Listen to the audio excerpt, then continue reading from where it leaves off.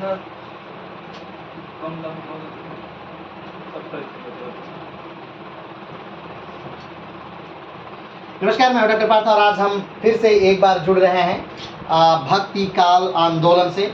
और भक्ति काल में आज जिस टॉपिक पर हम बात करेंगे वो है एक संत और या यूं कहें एक साहित्यकार या एक दार्शनिक जिनका नाम है वल्लभाचार्य। जी हाँ, वल्लभाचार्य, जिन्होंने एक अलग मत दिया जिसे कि शुद्धाद्वैतवाद के नाम से जानते हैं। ठीक, तो आज हम इन्हीं वल्लभाचार्य को पढ़ेंगे। अब बात आती है कि भक्ति काल में वल्लभाचार्य कैसे आए, तो आइए इससे पहले थोड़ा सा एक बार समझ लेते हैं, जान लेते हैं कि किस प्रकार से वल्लभाचार्य आए, वल्लभाचार्य किस शाखा के कवि हैं, वल्लभाचार्य किसे पूजते हैं, ये सारी बातें हम थोड़ा सा देख लेते हैं। ठीक है, चलिए। तो सबसे पहली बात कि आप भक्ति काल पढ़ रहे हैं तो भक्ति काल का स्वरूप क्या है। तो भक्ति काल को दो भागों में बांटा जाता है। भक्ति काल का एक भाग जो है वो कहता है कि दक्षिण भारत में भक्ति काल, और दूसरा भाग जो है वो उत्तर भारत में भक्ति काल। ठीक, दक्षिण भारत के भक्ति काल की अगर हम बात करें तो दक्षिण भारत के भक्ति काल को दो भागों में बांटा गया।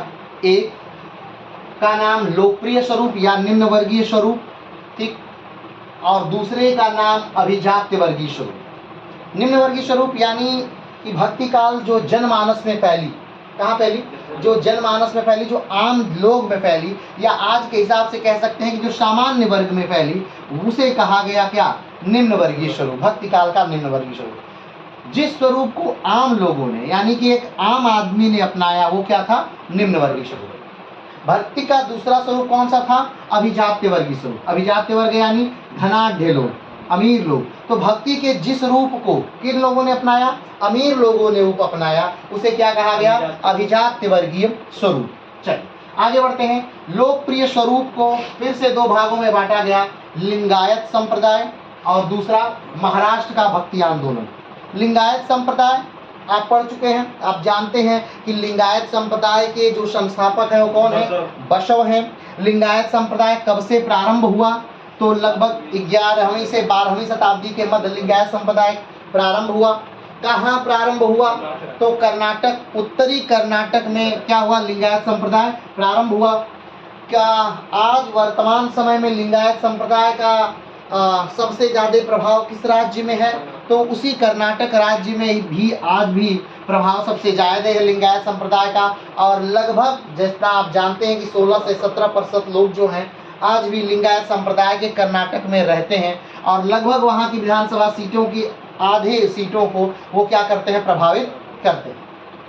ठीक, लिंगायत संप्रदाय में किसकी पूजा होती है, तो भगवान शिव की लिंग की पूजा होती है। लिंगायत संप्रदाय एक भाग है किसका, तो शैव संप्रदाय का, और शैव संप्रदाय किसका भाग है, तो ब्राह्मण संप्रदाय, ब्राह्मण धर्म से निकला हुआ एक संप्रदाय है। कौन, शैव संप्रदाय। क्लियर है।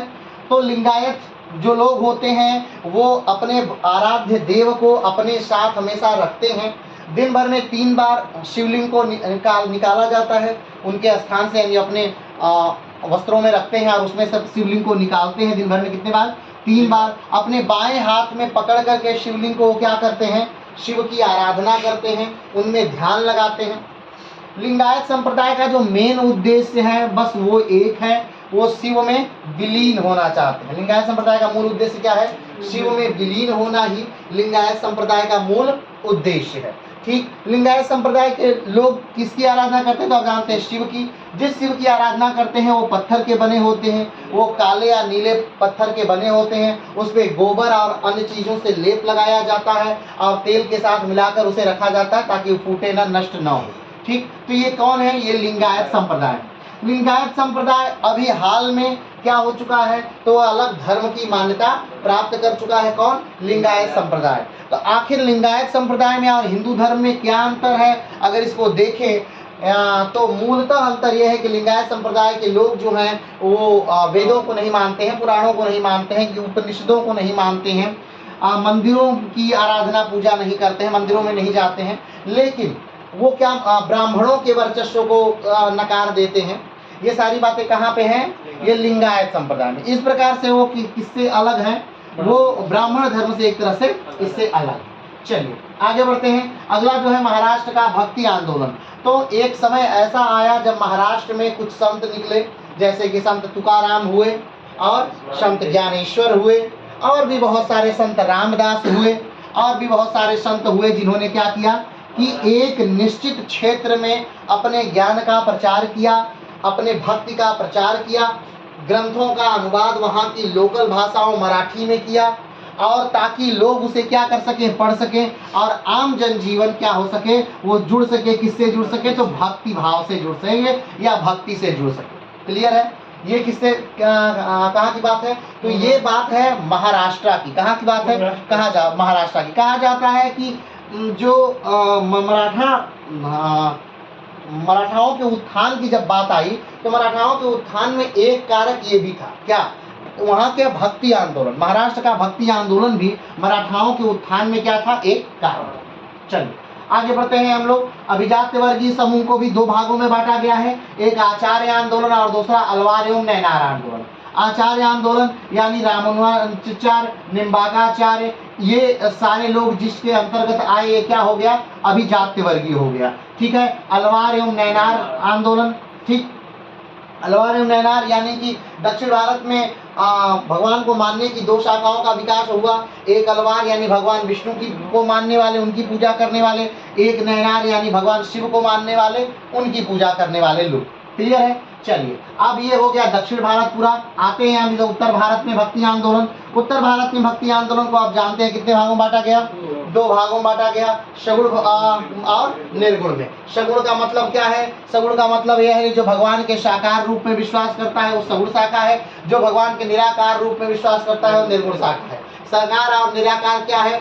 तो जिसमें हम भगवान के आकार की बात नहीं करते, आकृति की बात नहीं करते, जन्म की बात नहीं करते, उनकी लीलाओं की बात नहीं करते, ये सब क्या है? ये निराकार ब्रह्म है। और जहाँ हम भगवान के आकार की बात करते हैं, आकृति की बात करते हैं, उनके कद की बात करते हैं, उनके अस्त्र शस्त्रों की बात करते हैं, उनके लीलाओं की बात करते हैं, उनके मनुष्य जीवन में अवतार की बात करते हैं, ये सब क्या है? सगुण शाखा है। ठीक, तो जैसा आप जानते हैं सगुण शाखा को फिर से दो भागों में बांटा गया है। कौन कौन से? एक जो है वो राम भक्ति शाखा, दूसरा जो है कृष्ण भक्ति शाखा। हमने बताया था कि जो राम भक्ति शाखा है उसके जो कवि हैं, उसके जो दार्शनिक हैं, उनके जो संत हैं वो राम को अपना भगवान मानते हैं, राम को आदर्श मानते हैं, राम के बताए हुए सिद्धांतों पे चलते हैं। कौन से हैं? राम भक्ति शाखा। जो कृष्ण भक्ति शाखा है, कृष्ण भक्ति शाखा में जो लोग कृष्ण को आदर्श मानते हैं और कृष्ण के बताए हुए उपदेशों पर चलते हैं, उसे क्या कहते हैं? कृष्ण भक्ति शाखा के कवि कहा जाता है। राम भक्ति शाखा के अंतर्गत अगर देखा जाए तो राम भक्ति शाखा के अंतर्गत कौन आता है? तो अग्रणी जो कवि है वो है रामानंद और तुलसी। ठीक है। और जो कृष्ण भक्ति शाखा के कवि हैं उनके अंतर्गत अग्रणी जो है वो सूर है और मीरा।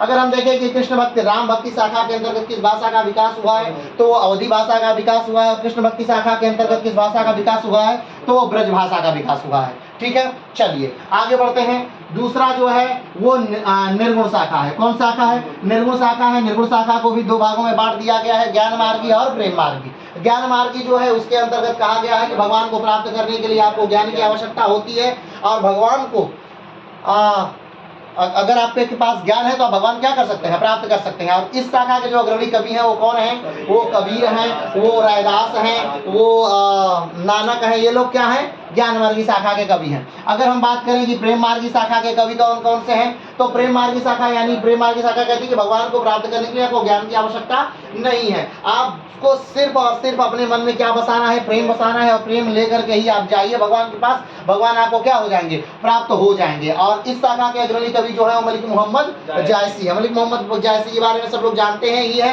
कि मलिक मोहम्मद जायसी पद्मावत के रचनाकार हैं। मलिक मोहम्मद जायसी जो है शेर शाह सूरी के दरबार में रहा करते थे, मलिक मोहम्मद जायसी।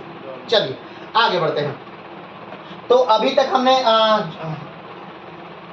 ये लिंगायत संप्रदाय समाप्त कर दिया है, महाराष्ट्र में भक्ति आंदोलन समाप्त कर दिया है, यानी लोकप्रिय स्वरूप हमने समाप्त कर दिया है। अभिजात स्वरूप पे आचार्य आंदोलन हमने नहीं समाप्त किया है, और अलवार और नैनार आंदोलन हमने नहीं समाप्त किया है। सगुण शाखा हमने समाप्त कर दिया है, राम भक्ति शाखा को समाप्त कर दिया है, कृष्ण भक्ति शाखा को समाप्त कर दिया है, हमने यहाँ ज्ञान मार्गी को समाप्त कर दिया है, प्रेम मार्गी को समाप्त कर दिया है। लेकिन इससे जुड़े कुछ इंपॉर्टेंट कवि जो बार बार परीक्षाओं में आ जाते हैं, बार बार पूछ लिए जाते हैं, उनको अभी हम बारी बारी लेकर के आएंगे। सबसे इम्पोर्टेंट में जो हैं वो कौन है, तो कल हमने पढ़ा था किसके बारे में, रामानंद के बारे में। किसके बारे में, रामानंद के बारे में। तो रामानंद किस मार्ग के थे, तो रामानंद राम भक्ति के पहले कवि थे। राम भक्ति को, राम को अपने आराध्य के रूप में मानने वाले और उन्हें पूजा करने वाले वो क्या थे, वो पहले कवि थे। क्यों, क्योंकि इससे पहले जो भी लोग मानते थे वो किसको मानते थे, विष्णु को मानते थे, विष्णु की पूजा करते थे। लेकिन राम को क्या करके आधाराध्य के तौर पर मानकर उन्हें पूजा करने वाले वो पहले कवि थे। क्लियर है। हमने आप जानते हैं कि जो रामानंद है वो दक्षिण भारत को उत्तर भारत से जोड़ने वाले कवि हैं, क्योंकि कहा जाता है कि रामानंद जो ज्ञान था वो उत्तर भारत से लेकर, यानी भक्ति आंदोलन जो प्रारंभ हुआ वो दक्षिण भारत से लेकर उत्तर भारत तक क्या हुए थे, आए थे। रामानंद जो थे वो उनके कुल 12 शिष्य थे और 12 शिष्यों में अलग अलग जाति और अलग अलग कास्ट के लोग उसमें क्या थे, जिनमें 2 स्त्रियां भी शामिल थी। ठीक है। इससे क्या साबित होता है कि रामानंद ऐसे कवि हैं जिन्होंने ऊंच नीच के में पुल का कार्य किया था, यानी ऊंच नीच का कोई उन्होंने भेद नहीं स्वीकार किया था। ठीक है। उन्होंने उनकी एक बड़ी फेमस कोट था कि आपको पता है, अगर पता है तो बताइएगा। ठीक है। हाँ, जात पात ना पूछे कोई, हरिका वजह सो हरिका होई। ठीक है, बहुत अच्छी बात। ठीक है। तो रामानंद का एक बहुत प्रसिद्ध कोट है कि कोई किसी से क्या ना पूछे, जात और पात न पूछे भाई, और जो हरि को भजेगा वो हरि का क्या हो जाएगा, हो जाएगा। ठीक है। और आज वो स्वरूप को नहीं, आज हम लोग पढ़ने वाले हैं एक अलग कवि को, जिनका नाम है क्या, वल्लभाचार्य। ठीक है। वल्लभाचार्य एक चीज से और बहुत प्रसिद्ध है। वल्लभाचार्य किस से प्रसिद्ध है, क्योंकि वल्लभाचार्य जो है सूरदास के क्या रहे हैं, गुरु रहे हैं। किसके गुरु रहे हैं, सूरदास के गुरु रहे हैं। और वल्लभाचार्य किस शाखा के अंतर्गत आते हैं, तो सगुण शाखा के अंतर्गत आते हैं। किसके अंतर्गत आते हैं, सगुण के अंतर्गत आते हैं। किसके अंतर्गत आते हैं, सगुण के अंतर्गत। आप सगुण में किसके वो कवि हैं, किसको मानते हैं, वो किस भगवान को मानते हैं, किसको आराध्य के तौर पे मानते हैं सगुण में, हाँ वल्लभाचार्य सगुण में किसको आराध्य के तौर पर मानते हैं। हाँ नहीं, ये तो सही है, ये तो अभिजात्य वर्गीय आचार्य आंदोलन है, ये तो ठीक है। लेकिन हम बात कर रहे हैं कि अगर वल्लभाचार्य किसी गुण को मानते हैं, किसी को मानते हैं, तो किसको मान रहे हैं। चलिए कोई बात नहीं, आइए हम इनको देखते हैं, पढ़ते हैं, फिर हमको सारी बातें क्या हो जाएंगी, क्लियर हो जाएंगी। किसकी, वल्लभाचार्य की। चलिए तो शुरू करते हैं हम लोग वल्लभाचार्य। वल्लभाचार्य, ठीक, कौन है वल्लभाचार्य। वल्लभाचार्य के अगर बारे में बात करें कि वल्लभाचार्य आखिर कब आए थे, इनका मतलब समय काल क्या है, तो वही मध्यकाल के का जो काल समय है उसी समय वल्लभाचार्य आए हैं। कहा जाता है कि 13 से 14वीं शताब्दी के बीच के ये वल्लभाचार्य, तभी इनका जो डेट है वो कोई एग्जैक्ट फिक्स नहीं है, लेकिन हाँ जो सर्वमान्य डेट है वो माना जाता है कब, 1479।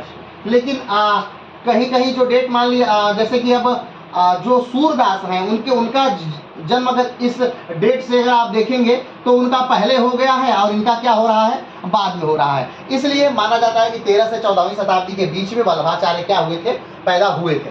ठीक। अगर 13वीं शताब्दी के पहले उस समय हम भारत को देख लें तो 13वीं शताब्दी का जो भारत है वो कैसा है, तो आइए एक बार निगरानी डालते हैं कि 13वीं शताब्दी का क्या भारत कैसा है, किस प्रकार से डाल सकते हैं। चलिए शुरू करते हैं। तो हम जानते हैं कि हर्षवर्धन की क्या हो जाती है, मृत्यु हो जाती है। हर्षवर्धन की मृत्यु कब हो रही है, 647 में हर्षवर्धन की मृत्यु हो रही है। हर्षवर्धन की मृत्यु के साथ ही प्राचीन भारत क्या हो जा रहा है, समाप्त हो जा रहा है, प्राचीन भारत समाप्त हो जा रहा है। लेकिन हर्षवर्धन ऐसा नहीं है कि पूरे भारत के वो राजा थे, नहीं, वो उत्तर भारत के एक सर्वमान्य राजा थे, लेकिन दक्षिण भारत पर उनका शासनकाल या उनका शासन नहीं था। कहा जाता है एक बार उन्होंने नर्मदा पार करके आक्रमण किया था दक्षिण भारत पर, लेकिन पुलकेशिन द्वितीय से वो क्या हो चुके थे, हार गए थे। ठीक है। उसके बाद वो उत्तर भारत में रहे। कहा जाता है कि हर्षवर्धन बहुत ज्यादा प्रसिद्ध थे अपने दान के लिए, अपने कुंभ में बहुत ज्यादा सब कुछ निर्वस्त्र हो अंतिम समय तक वो क्या करते थे, दान करते थे। ठीक है। इस बंदे चलिए आगे बढ़ते हैं। तो अब बात है कि जब उनकी मृत्यु होती है उस समय क्या होता है, ठीक है, उनकी मृत्यु के समय, किसकी मृत्यु के समय, हर्षवर्धन की मृत्यु के बाद प्रारंभ हो रहा है क्या, हर्षवर्धन की मृत्यु के बाद प्रारंभ हो रहा है मध्यकालीन भारत। कौन सा भारत, मध्यकालीन भारत। और कहा जाता है, अलग अलग विद्वान अपने अलग अलग ओपिनियन से कहते हैं कि लगभग 1761 तक मध्यकालीन भारत क्या हुआ, चला।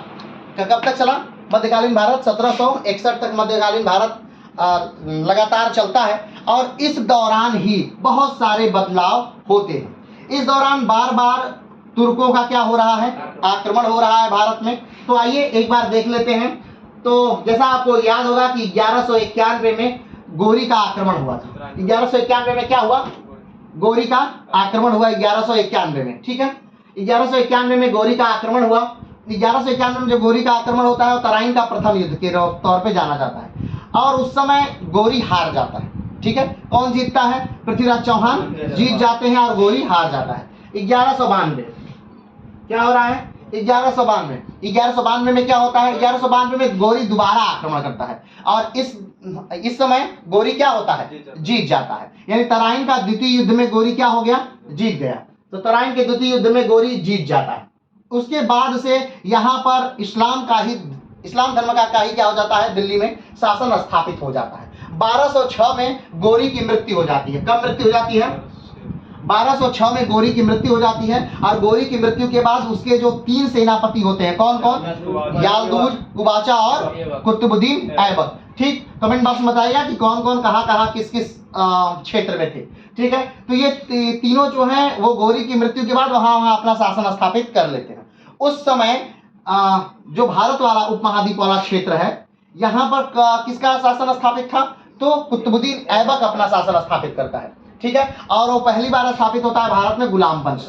कौन सा वंश, गुलाम वंश। यानी 1206 में भारत में स्थापित क्या हो जाता है, गुलाम वंश स्थापित होता है। और 1206 से लेकर के कब तक चलता है गुलाम वंश, 1206 से लेकर के 1290 तक क्या चलता है, गुलाम वंश चलता है। 1290 में जो गुलाम वंश है उसका अंत हो जाता है और गुलाम वंश का अंतिम शासक कौन था, कैमूर्स। कौन है, कैमूर्स। गुलाम वंश का अंतिम शासक कैमूर्स है। गुलाम वंश की समाप्ति के बाद कौन सा वंश प्रारंभ होता है, खिलजी वंश। कौन सा वंश प्रारंभ होता है, खिलजी वंश। खिलजी वंश में कौन संस्थापक है, जलालुद्दीन खिलजी। कब खिलजी वंश की स्थापना होती है, तो 1290 में। कब स्थापना होती है, 1290 में। लेकिन खिलजी वंश ज्यादा समय तक चल नहीं पाता है और खिलजी वंश समाप्त हो जाता है कब, 1320 में। कब, 1320 में खिलजी वंश समाप्त हो जाता है। खिलजी वंश के समाप्त होने के बाद भारत में एक नया वंश आता है जिसे तुगलक वंश के नाम से जानते हैं। तुगलक वंश का संस्थापक कौन है, तो गयासुद्दीन तुगलक। कौन है, गयासुद्दीन तुगलक। और गयासुद्दीन तुगलक जो है वो तुगलक वंश की स्थापना कब करता है,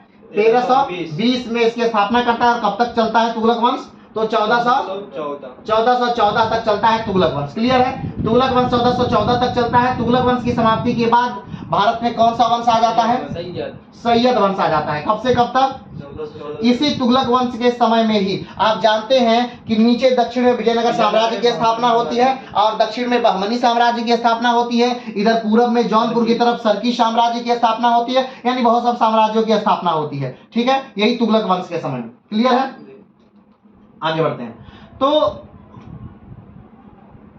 क्या हुआ फिर से, तो यहाँ पे तुगलक वंश समाप्त होता है और एक नया वंश आ जाता है, क्या, सैयद वंश। सैयद वंश कब से कब तक चलता है, तो 1414 से लेकर के कब तक चलता है सैयद वंश, कब तक बोलिए, 1451 कब तक चलता है, 1451 तक चलता है। कौन सा, सैयद वंश। सैयद वंश उसके बाद कौन सा वंश आ जाता है, लोधी वंश। तो लगभग 1451 से लेकर के कब तक चलता है, 1526 तक चलता है। कब तक चलता है, 1526 तक चलता है। लगभग इस दौर को यानी 1206 से लेकर के 1526 तक का जो पूरा काल है, इसी को क्या कहते हैं, सल्तनत काल के तौर पर क्या करते हैं हम जानते हैं। इसी को किस तौर पर जानते हैं, सल्तनत काल के तौर पर हम जानते हैं। और इसके बाद यानी इब्राहिम लोदी की क्या होती है, इब्राहिम लोदी कौन है, तो जो लोदी वंश है उसका अंतिम शासक इब्राहिम लोदी है। और 1526 में बाबर के साथ युद्ध के समय, पानीपत के पहले युद्ध में इब्राहिम लोदी को मार दिया जाता है। और इब्राहिम लोदी किसी युद्ध भूमि में मरने वाला सल्तनत काल का पहला राजा है। क्लियर है, तो ये वो समय है जब इस्लाम धर्म का भारत में पैर क्या हो गया है, मजबूत हो चुका है। ऐसे ही समय में एक व्यक्ति का जन्म होता है जिनका नाम है क्या, वल्लभाचार्य। क्या नाम है इनका, वल्लभाचार्य नाम है। तो आइए वल्लभाचार्य को हम थोड़ा सा विस्तार से क्या करते हैं, जानते। क्लियर है, भारत का परिवेश समझ में आ गया। नाम क्या है इनका, वल्लभाचार्य। नाम क्या है, वल्लभाचार्य। इनके पिता का नाम क्या है, लक्ष्मण भट्ट। इनके पिता का नाम क्या है, लक्ष्मण भट्ट। इनकी माता का नाम क्या है, इलम्मा। क्या नाम है, इलम्मा। इनकी 2 और बहनें हैं, इनसे बड़ी 2 बहनें हैं, ठीक है। आगे बढ़ते हैं, इनकी उपाधि क्या है, जगत गुरु की। वल्लभाचार्य की उपाधि क्या है? जगत गुरु की वल्लभाचार्य की उपाधि है। इन्होंने जो एक सिद्धांत दिया, वल्लभाचार्य ने एक सिद्धांत दिया जिसे शुद्धाद्वैतवाद कहा जाता है। ठीक है, क्या कहा जाता है? शुद्धाद्वैतवाद। वैसे हम कई बार आपसे कहे हैं कि भाई जब ये जो शुद्धाद्वैतवाद है, विशिष्टाद्वैतवाद है या अद्वैतवाद है, इसे हम अलग क्लास में बताएंगे, लेकिन थोड़ा सा बस संक्षिप्त की जान लीजिए शुद्धाद्वैतवाद है क्या। तो आपको शुद्धाद्वैतवाद या कोई भी द्वैतवाद जानने से पहले आपको पहले अद्वैतवाद जानना होगा, ताकि आप उस चीज से इस चीज को कोरिलेट कर पाए। एक समय था 7वीं शताब्दी से 8वीं शताब्दी का समय था। भारत में कहा जाता है कि दक्षिण में भक्ति काल का प्रारंभ होता है और वहीं से एक संत का उदय हुआ जिनका नाम क्या था? आदि गुरु शंकराचार्य। कहाँ जन्म हुआ था उनका? केरल में। केरल में कहाँ? चलिए कमेंट बॉक्स में बताइएगा कि केरल में शंकराचार्य का जन्म कहाँ हुआ था। चलिए आगे बढ़ते हैं। तो केरल से निकलकर शंकराचार्य शिक्षा प्राप्त करते हैं मध्य प्रदेश वाले क्षेत्र में लगभग 4 साल तक। उनका उम्र हो जाती है 12 साल। फिर वहां से वो अपने गुरु के आदेश से कहाँ चले जाते हैं? उत्तर की तरफ, बनारस की तरफ आते हैं। बनारस में वो मिलते हैं किससे? भगवान शंकर से, ऐसा कहा जाता है। और शंकर उन्हें कहाँ भेजते हैं? उन्हें भेजते हैं उत्तराखंड, बद्रीनाथ भेजते हैं। और बद्रीनाथ में जाकर के वो किससे मिलते हैं? तो वेदव्यास से मिलते हैं। और वेदव्यास उन्हें फिर क्या कहते हैं? वेदव्यास से उन्हें कहते हैं कि जाओ नीचे जाओ और कुमारिल भट्ट से क्या करो? शास्त्रार्थ करो और उनको हराओ। जब वो कुमारिल भट्ट से शास्त्रार्थ करने के लिए आते हैं तो उस समय कुमारिल भट्ट अग्नि स्नान कर रहे थे। क्यों? क्योंकि वो अपने ही गुरु को शास्त्रार्थ में हरा दिए थे और उन्हें बहुत इस बात का क्या था? दुख था। जब ये कहते हैं कुमारिल भट्ट से कि हम आपसे शास्त्रार्थ करना चाहते हैं, तो कुमारिल भट्ट कहते हैं कि देखिए हमसे शास्त्रार्थ मत करिए, अभी हम अग्नि स्नान कर रहे हैं, आप क्या ही समय में आए हैं, आप जाइए मेरे एक मेरा शिष्य है, कौन है, उससे शास्त्रार्थ करिए। क्या नाम था उनका? कुमारिल भट्ट के शिष्य का क्या नाम था जिससे ये जीतते हैं और उनकी पत्नी से हार जाते हैं? क्या नाम था? चलिए कमेंट बॉक्स में बताइएगा। चलिए आगे बढ़ते हैं। तो उन शंकराचार्य की हम बात कर रहे हैं। उस शंकराचार्य ने क्या किया था? अद्वैतवाद दिया था। अद्वैतवाद यानी एक बड़ा आसान चीज, या यूं कहें तो एक बहुत ही कठिन चीज। 2 रूपों में आप ले सकते हैं कि चाहे तो अद्वैतवाद एक बहुत आसान है, चाहे तो अद्वैतवाद बहुत ही कठिन है। आसान रूप में अगर देखा जाए तो अद्वैतवाद क्या है कि सिर्फ इस संसार में एक ही सत्य है। संसार में क्या है? एक ही चीज सत्य है, बाकी इस संसार की सारी चीजें जो हैं वो क्या है? मिथ्या है। और इस संसार की एक चीज जो सत्य है वो क्या है? वो ब्रह्म है। इस संसार की जो एक ही चीज सत्य है वो क्या है? वो ब्रह्म है। मात्र ब्रह्म ही सत्य है, बाकी सारी चीजें इस संसार की क्या है? मिथ्या है। ठीक है, तो शंकराचार्य ने कहा कि तो ब्रह्म क्या है? तो उन्होंने कहा कि ब्रह्म क्या है? तो हर जीव को जीवित रखने के लिए उस जीव में जो जीवात्मा होती है, जो आत्मा है, वही क्या है? ब्रह्म है। यानी जो सारे जीव हैं वो क्या है? ब्रह्म है। और इसके अलावा अगर इस पृथ्वी पर कुछ भी और है, कुछ भी और है, तो चाहे तो वो माया है और चाहे तो अज्ञानता है। ये इसका उदाहरण वो इस प्रकार से देते हैं कि मान लीजिए आप रास्ते में जा रहे हों और एक रस्सी रास्ते में ऐसे पड़ी हुई हो, तो आपका पूरा शरीर उसे क्या बताएगा? कि वो सर्प है। अंधेरे में जाएंगे तो आपको क्या ही पता चलेगा? वो सर्प है, पता यही चलेगा ना, और आप वहां से डर के भाग जाएंगे, यही। लेकिन वो तो सर्प था ही नहीं, वो क्या थी? रस्सी। यानी वो माया ही तो थी, वो माया थी जिसने आपको क्या कर दिया? डरा दिया। तो इसी बात पे वो कहते हैं कि इस संसार में मात्र एक कौन है? ब्रह्म है। और हम सब क्या हैं? ब्रह्म हैं। वो कहते हैं अहम ब्रह्मास्मि एको हम द्वितीयो नास्ति ना भूतो ना भविष्यते। कौन कहता है? आदि गुरु शंकराचार्य कहते हैं। ठीक, जब वो मंडन मिश्र से शास्त्रार्थ कर रहे होते हैं और मंडन मिश्र से शास्त्रार्थ के समय जब मंडन मिश्र उनसे कहते हैं कि इस पृथ्वी पर क्या बाकी सारी चीजें माया हैं? तो कहा हाँ। कहते हैं इस पृथ्वी पर जो भी है ब्रह्म के अलावा इस पृथ्वी पर जो भी है वो सब कुछ क्या है? माया है। चाहे माया है और चाहे अज्ञानता है।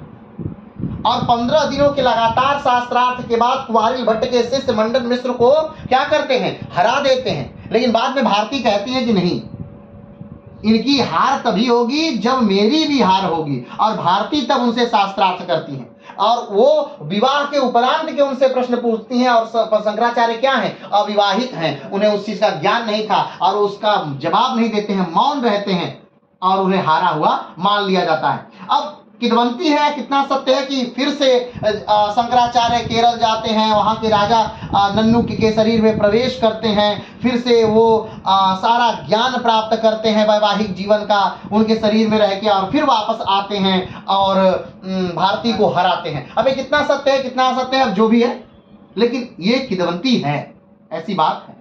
चलिए, तो अद्वैतवाद समझ में आया। अद्वैतवाद क्या है, यानी इस पृथ्वी पर सिर्फ एक ही चीज, अद्वैत, यानी जहां दूसरा नहीं है, यानी भक्त और भगवान अलग अलग नहीं है, एक ही है दोनों, क्योंकि जो चीज भक्त में है वही चीज भगवान में है, तो दोनों क्या है, एक है। ये क्या है, अद्वैतवाद। ठीक, अद्वैतवाद का सीधा उल्टा जो सिद्धांत है वो वल्लभाचार्य देते हैं शुद्धाद्वैतवाद में।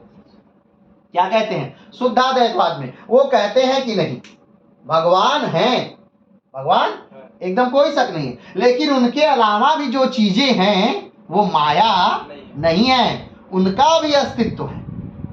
तो भक्त अलग है और भगवान अलग है। तो जो माया, ये सब बाकी, यानी ब्रह्म को छोड़कर बाकी सब माया नहीं है, ब्रह्म को छोड़कर बाकी सब माया नहीं है, वो भी उनका भी अस्तित्व है। यही है क्या, अद्वैतवाद। बस इतना ही है। ठीक है, वैसे अगर अद्वैतवाद पे देखें तो बहुत बड़ा अद्वैतवाद है, लेकिन अभी हम सिर्फ इतना ही बात कर रहे हैं, क्योंकि हम इस पर अलग से क्या लाएंगे, अलग से इसको हम पढ़ाएंगे, अद्वैतवाद द्वैतवाद सबको अलग से हम बता देंगे। चलिए, तो क्लियर जान गए आप कि शुद्धाद्वैतवाद क्या है। शुद्धाद्वैतवाद क्या है, तो कहा गया कि ब्रह्म है, भगवान है, भगवान के अलावा जो चीजें हैं उनका भी अस्तित्व है। ठीक, तो हमने बताया था आपको कि एक परंपरा चली थी किसकी, शंकराचार्य की, और शंकराचार्य के उल्टी जो परंपरा चली वो आचार्य परंपरा के तौर पे जानी जाती है। ठीक, उसमें सिर्फ शंकराचार्य की बातों का क्या है, विरोध है। एक तरह से शंकराचार्य की बातों का क्या है, विरोध किया गया है। क्यों, क्योंकि शंकराचार्य की जब बातें चली तो उसमें पूजा पाठ थोड़ा कम हो गया, क्योंकि पूजा करें तो किसकी करें, हम तो स्वयं हैं और एक ही ब्रह्म है, तो पूजा किसकी की जा सकती है।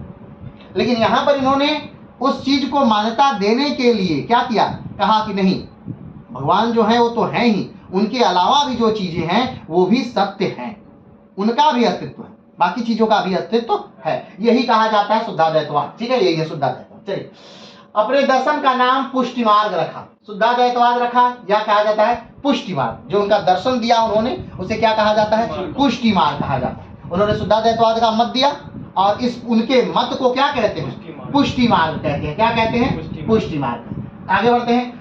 वल्लभाचार्य तेलंगाना के रहने वाले थे। तेलंगाना आप जानते होंगे, तेलंगाना, आगे थोड़ा सा देख भी लेते हैं। ठीक है, आप देख लीजिए कि ये है तेलंगाना वाला क्षेत्र, और ये किससे अलग हुआ है, तो ये जो आंध्र प्रदेश है, आंध्र प्रदेश जो दक्षिण भारत का, जिसकी सबसे लंबी तटवर्ती रेखा है। ठीक है, भारत में कुल कितने राज्य हैं जो तटवर्ती राज्य हैं, 9 राज्य हैं। सबसे लंबा तटवर्ती राज्य किसका है, गुजरात का है। सबसे छोटा तटवर्ती राज्य किसका है, गोवा का है। दक्षिण भारत का सबसे लंबा तटवर्ती राज्य कौन सा है, आंध्र प्रदेश है। और दक्षिण भारत का सबसे छोटा तटवर्ती राज्य कौन सा है, गोवा है। ठीक है, तो इसी आंध्र प्रदेश से निकला हुआ ये जो भाग है यही तेलंगाना है। और तेलंगाना भारत का सबसे नया बना क्या है, राज्य है, जो 2014 में क्या हुआ था, बना था। कब बना था, 2014 में तेलंगाना राज्य बना था। तो कहा जाता है वर्तमान के तेलंगाना राज्य में ही क्या हुआ था, वल्लभाचार्य का जन्म हुआ था। वर्तमान में भारत में कितने राज्य हैं, तो 28 राज्य हैं और 8 केंद्र शासित प्रदेश। चलिए आगे बढ़ते हैं। तो वल्लभाचार्य के रहने वाले थे, लेकिन उनका जन्म एवं मृत्यु बनारस में हुआ था। उनका जो जन्म है वो भी कहाँ हुआ था, बनारस में हुआ था। और जो उनकी मृत्यु है वो भी कहाँ हुआ था, बनारस में हुआ था। अब कहेंगे कि रहने वाले तेलंगाना के थे तो जन्म और मृत्यु बनारस में कैसे, तो उनके जो पिताजी थे, ठीक है, कहा जाता है कि अकाल के समय वो भाग करके तेलंगाना से आकर के बनारस में रहने लगे थे और वहीं पर इनका क्या हुआ था, जन्म हुआ। चलिए आगे बढ़ते हैं। वल्लभाचार्य के व्यक्तित्व पर विष्णु स्वामी के रूप संप्रदाय का अत्यधिक प्रभाव था। ठीक है, रुद्र संप्रदाय। ठीक है, वल्लभाचार्य के व्यक्तित्व पर किसका प्रभाव था, रुद्र संप्रदाय का कहा जाता है कि क्या है, अत्यधिक प्रभाव था। वल्लभाचार्य ने विजयनगर के शासक कृष्णदेव राय के दरबार में विद्वानों को हराया, अतः उनको जगत गुरु, महाप्रभु, श्रीमदाचार्य की उपाधि दी जाती है। आप जानते हैं कि हमने बताया था कि जब तुगलक वंश चल रहा है, क्या चल रहा है, अब देख लीजिए, इससे अगर 1479 में इनके जन्म के बारे में अगर आप बात करते हैं तो अब आप इस बात को गलत कर देंगे कि कृष्णदेव राय के दरबार में ये थे, गलत हो जाएगा। तो स्वाभाविक बात है, ये इनके जन्म की बहुत सारी डेट आते हैं, लेकिन कोई डेट को आप कह नहीं सकते कि इनका जन्म कब हुआ था। ठीक है, तो जो वल्लभाचार्य हैं ये भ्रमण पे थे, कहाँ थे, देशाटन पे थे, राज्यों के भ्रमण पे थे, तो ये दक्षिण में जाते हैं भ्रमण करने। ठीक, तो उस समय दक्षिण में कौन सा राज्य चल रहा है, तो विजयनगर साम्राज्य चल रहा है। आप जानते हैं विजयनगर साम्राज्य की स्थापना कब होती है, तो 1336 में होती है। कौन करता है, हरिहर और बुक्का करते हैं। उस समय दिल्ली में किसका शासक था, तो मोहम्मद बिन तुगलक का शासन था। और उसी समय संगम वंश की क्या होती है, स्थापना होती है। संगम वंश या विजयनगर साम्राज्य की स्थापना होती है। संगम, सुलभ, तुलुब और आराबीडी के तौर पे अलग अलग वंशों में विजयनगर साम्राज्य राज्य करता है। तो तुलुब वंश जो था, संगम, सुलभ और तुलुब वंश में एक बड़े प्रतापी राजा हुए थे जिनका नाम था क्या, कृष्णदेव राय। क्या नाम था, कृष्णदेव राय। अब आप कहेंगे सर प्रतापी राजा थे, ये कैसे प्रूफ होती है बात, तो ये बात ऐसे प्रूफ होती है कि जो तुजुके बाबरी है, जो बाबरनामा है या तुजुके बाबरी जो है, उसमें 2 ही 3 लोगों को बहुत महान शासक बताया गया है। उसमें से एक कृष्णदेव राय है। कृष्णदेव राय को भी कहा गया कि भारत के सबसे शक्तिशाली शासक कौन है, तो कृष्णदेव राय है। तो कृष्णदेव राय तुलुक वंश के क्या है, शासक हैं, या विजयनगर साम्राज्य के जो तीसरा वंश है उसी के क्या है, शासक हैं। और उनके समय में विजयनगर साम्राज्य का बहुत ज्यादा विस्तार हुआ था। कहा जाता है कि जिस प्रकार अकबर के साथ बिरबल का नाम जुड़ा जाता है, उसी तरह कृष्णदेव राय के साथ तेनालीराम का नाम क्या जोड़ा जाता है। और तेनालीराम से जुड़ी बड़ी भ्रांतियां हैं, बड़े किस्से क्या है, प्रसिद्ध। क्लियर है। तो उनके दरबार में क्या हो रहा था, शास्त्रार्थ हो रहा था। तो पहले के जो ऋषि थे, महर्षि थे, लोग थे, वो अपनी विद्वता कैसे साबित करते थे, अपने संप्रदाय को किस प्रकार से स्थापित कर सकते थे, अपनी बात को किस प्रकार से मनवा सकते थे। वो तलवार लेके तो चल नहीं रहे हैं, तो किस प्रकार से मनवा सकते थे, अपनी विद्वता से, शास्त्रार्थ के माध्यम से। तो दक्षिण में जब वो गए और कृष्णदेव राय के शासनकाल में वो विद्वानों से शास्त्रार्थ किए, तो शास्त्रार्थ में क्या हुआ, वो जीत गए। और उसी समय उन्हें कौन सी उपाधि दी गई, जगत गुरु की। कौन सी उपाधि दी गई, जगत गुरु की उपाधि दी गई। उस समय कौन राजा था, कृष्णदेव राय राजा थे। अब कृष्णदेव राय किस वंश से हैं, तो तुलुक वंश से हैं। और कौन सा साम्राज्य है, विजयनगर साम्राज्य है। विजयनगर साम्राज्य की स्थापना हरिहर और बुक्का कब हुई थी, 1336। और नष्ट कब हुआ था, किस युद्ध के बाद लगभग लड़खड़ा गया था, 1565 राक्षसी तंगड़ी के युद्ध के बाद। कमेंट बॉक्स में बताइएगा राक्षसी तंगड़ी का युद्ध किसके किसके बीच हुआ था, और उस समय जो विजयनगर साम्राज्य है उसका राजा कौन था और प्रधानमंत्री कौन था। चलिए आगे बढ़ते हैं। जगत गुरु, अतः उनको जगत गुरु महाप्रभु श्रीमदाचार्य की उपाधि मिली। आगे बढ़ते हैं। वल्लभाचार्य ने संन्यास ग्रहण नहीं किया और गृहस्थ जीवन में रहकर ही मोक्ष का संदेश दिया। इनके पुष्टि मार्ग का प्रमुख उद्देश्य श्री कृष्ण को यश लीला का गान करना था। ठीक है, तो यहाँ पर हमने बताया कि ये किस के कवि हैं, तो ये किसके हैं, तो सगुण भक्ति धारा के कवि हैं। किसके कवि हैं, ये सगुण भक्ति धारा के कवि हैं। और सगुण भक्ति धारा में किसके, तो कृष्ण से जुड़े। अगर आप मान लीजिए कभी गड़बड़ आ जाए, आप नहीं समझ पाए कि भाई वल्लभाचार्य किसको मानते हैं, राम को मानते हैं, कृष्ण को, मतलब बस इतना याद रखिए कि जो वल्लभाचार्य हैं वो गुरु थे। किसके गुरु हैं, तो सूर के गुरु हैं। और अगर वल्लभाचार्य सूर के गुरु हैं और सूर कृष्ण की लीलाएं इतनी लिखते हैं, तो स्वाभाविक बात है जो इनके गुरु हैं वो भी किससे जुड़े होंगे, वो कहीं न कहीं कृष्ण से जुड़े होंगे। ठीक है, चलिए फिर से आगे बढ़ते हैं।